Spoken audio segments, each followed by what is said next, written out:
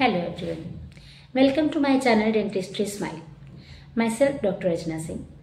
Friends, आज हम बात करेंगे कि आखिर आपके मसूड़े नीचे क्यों खिसकने लगते हैं। आपके मसूड़े जो हैं दांतों के वो ढीले क्यों पड़ने लगते हैं। आपके दांत हिलने क्यों लगते हैं। तो फ्रेंड्स, आइए हम इसके बारे में डिटेल में जानते हैं।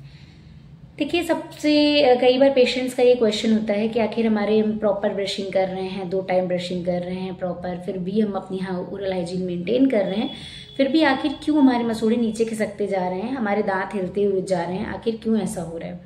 तो हम आपको बताते हैं। देखिए, ब्रश तो आप रेगुलर कर रहे हैं, 2 टाइम कर रहे हैं, बट आप ब्रश तो कर रहे हो लेकिन आपकी ब्रशिंग प्रॉपर नहीं हो रही है। इस वजह से आपके जो मसूड़े हैं वो नीचे खिसकने लगते हैं। जैसे कि अगर आप ने ब्रश किया तो आपने उस सरफेस को क्लीन कर दिया, बट अगर आप वहाँ पे क्लीनिंग प्रॉपर तरीके से नहीं करते हैं, प्रॉपर ब्रशिंग टेक्निक फॉलो नहीं करते हैं, तो उसमें ये होता है कि आपका जो फूड पार्टिकल्स हैं वो सॉफ्ट होके आपका दांतों पे जमा होके एक फिल्म बना लेते हैं। उसके बाद वो धीरे धीरे हार्ड होने लगती है, जिसको हम कैलकुलस कहते हैं। वो जब जमना शुरू हो जाता है तो आपका मसूड़ा धीरे धीरे वहाँ से खिसकने लगता है, धीरे धीरे फिर वहाँ पे आपकी बोन लॉस होना शुरू हो जाता है। तो उससे क्या होता है, वहाँ पे आपका बैक्टीरियल कलेक्शन होना शुरू हो जाता है। इस वजह से आपको वहाँ पे जिंजिवाइटिस, और उसके बाद आप जब वो और बढ़ता जाता है तो आप जिंजिवाइटिस से पायरिया की तरफ यानी कि पेरियोडोंटाइटिस की तरफ मूव करते हैं। देन अगर आप आप ब्रशिंग भी ठीक से कर रहे हैं, आप उसको प्रॉपर ओरल हाइजीन मेंटेन कर रहे हैं, माउथ वॉश वगैरह भी कर रहे हैं प्रॉपर, बट फिर भी मसूड़े नीचे खिसक रहे हैं, आपको कैलकुलस नहीं है, ब्लीडिंग वगैरह भी नहीं है, फिर भी खिसक रहे हैं, तो ये आपका कोई ना कोई सिस्टमिक बीमारी का, यानी आपके अंदर जो बीमारी हो रही होगी, कोई किसी और बीमारी का भी इंडिकेशन होता है। जैसे कि मान लीजिए अगर आपको शुगर हो रहा है तो उस केस में भी बोन लॉस होना एक कॉमन सी चीज़ है। तो उस केस में भी आपका मसूड़े नीचे खिसकना शुरू हो जाते हैं, दांत कमज़ोर होने लगते हैं, आपका बोन लॉस शुरू हो जाता है। देन आप अगर प्रॉपर ब्रशिंग करते हैं, आप प्रॉपर ब्रशिंग कर रहे हैं, प्रॉपर ब्रशिंग मीन्स आप 2 बार ब्रश करिए, एक बार सुबह एक बार रात में खाना खाने के बाद। तो जो आपके खाने के बाद जो पार्टिकल्स जमा होते हैं वो क्लीन हो जाएंगे।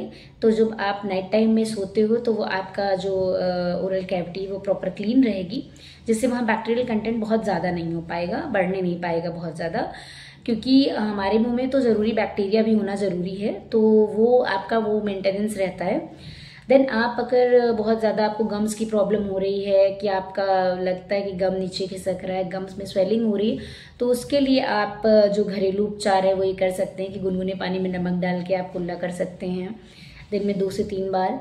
तो उससे आपको भी गम्स की काफ़ी ज़्यादा रिलीफ मिलता है काफ़ी प्रॉब्लम्स में।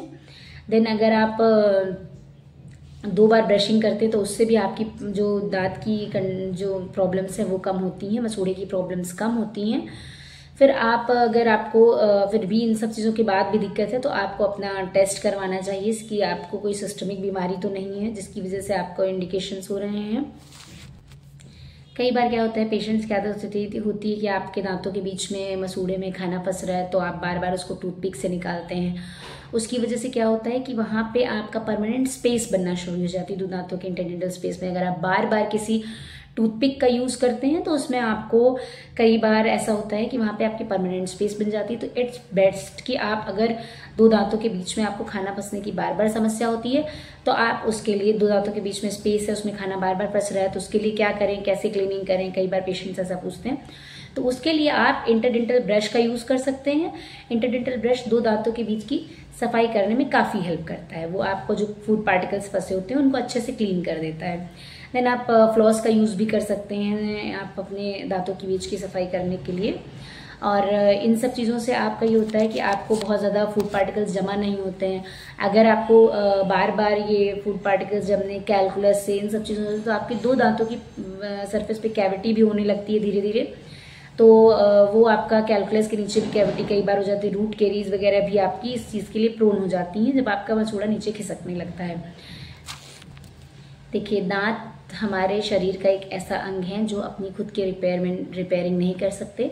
उनकी देखभाल करना बहुत ज़रूरी है, और आप अगर उनको प्रॉपर देखभाल करते हैं, प्रॉपर ब्रशिंग करते हैं, फिर भी ऐसी प्रॉब्लम्स आ रही हैं, अगर आपको कैलकुलस जम चुका है, खाना हार्ड होके कैलकुलस बन चुका है, तो उसको आप अपने डेंटिस्ट से क्लीन कराइए, क्योंकि जब तक आप उसकी स्केलिंग नहीं करवाएंगे तब तक आपको वो प्रॉपर क्लीनिंग नहीं हो पाएगी। तो ये बेस्ट है कि आप एवरी 6 मंथ में अपने डेंटिस्ट को विजिट करें। हर 6 महीने पे आप अपने दांतों को अपने डेंटिस्ट को दिखाएं।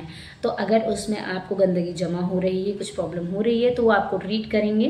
वो आपकी स्केलिंग कैसे करेंगे, मशीन के द्वारा स्केलिंग होती है और आपको उसमें कोई दर्द भी नहीं होता है, आपकी प्रॉपर दांतों की क्लीनिंग हो जाती है। और कई बार पेशेंट्स पूछते हैं कि मैम दांत साफ कराने से दांत कमज़ोर हो जाते हैं। ऐसा बिल्कुल नहीं होता है। दांतों को साफ कराने से आपके दांत बिल्कुल भी कमज़ोर नहीं होते हैं, ठीक है, बल्कि आपके मसूड़े और मजबूत और अच्छे होते हैं।